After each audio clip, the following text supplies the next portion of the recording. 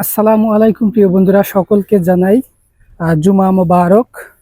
আর আমি গত 15 দিন আগে একটি গ্রাফটিং করে গিয়েছিলাম একটা ছোট আমের চারা গাছে।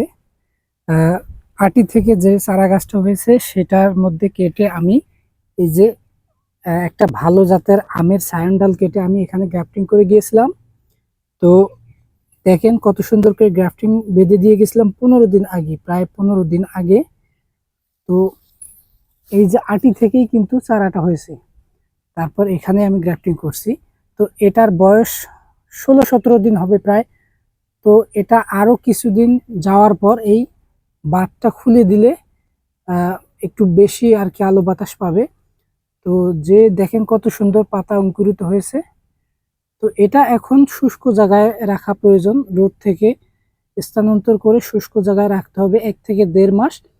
তারপর আহ যদি ডালপালা একটু বেশি হয় তারপর আপনার আহ নির্বাচিত স্থানে রোপণ করে দিতে হবে। তো সবাইকে ধন্যবাদ। আসসালামু আলাইকুম।